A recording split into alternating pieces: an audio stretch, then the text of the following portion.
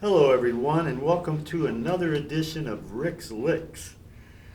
In my last video lesson, I covered a developing concept that I'm doing right now with my book to be able to play left foot clave with grooves and eventually to be able to solo over it.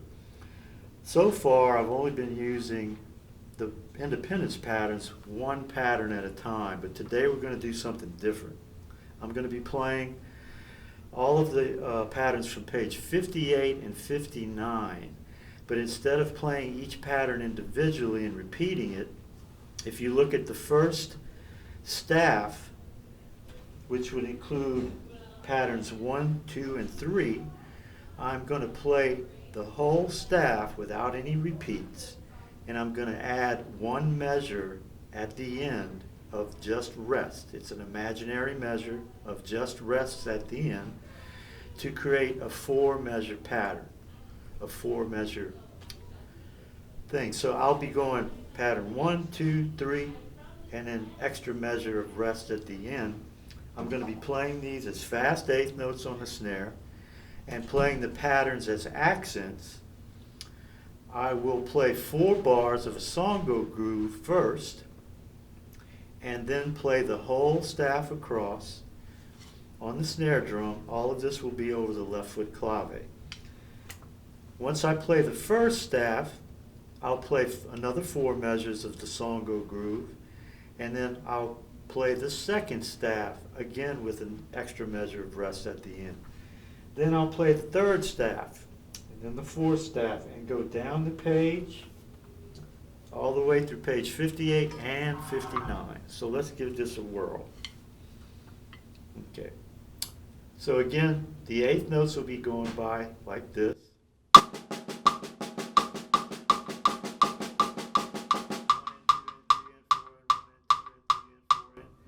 And just to give you an example, the accents on the pattern notes for the first staff will sound like this.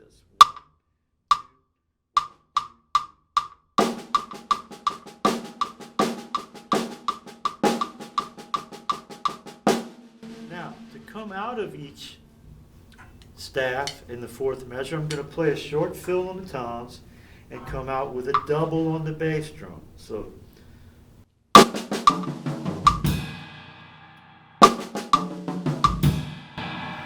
okay, let's get started.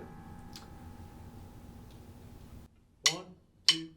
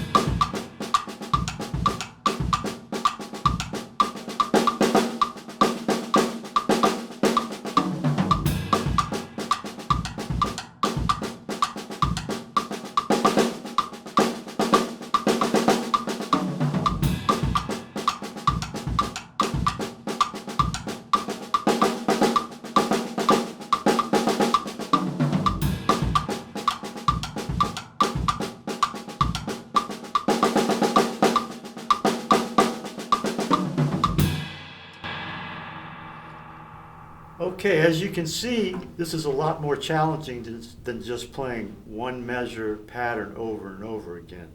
So this really starts to bring you closer to the point where you can actually start thinking about soloing over left foot clave. Just to go over the fill that I'm playing on the end with the double on the bass drum, that's something you might want to practice before you try incorporating all of the patterns as accents on the snare drum. So I'm basically doing this on the end. 1, 2, 1, 2.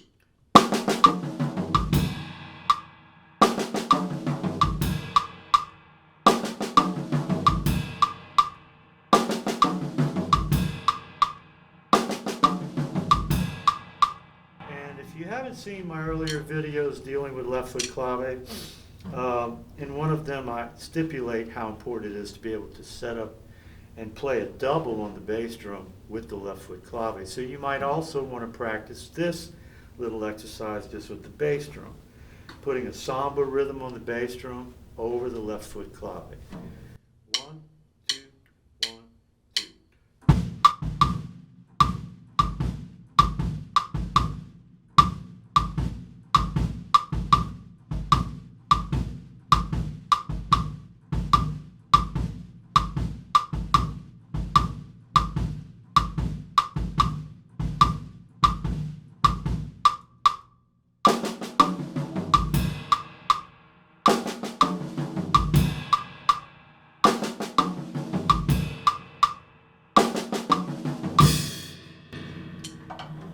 All right, well, thanks for checking this out, and in my next video for Rick's Licks with the left foot clave, I'll be incorporating the toms with these exercises.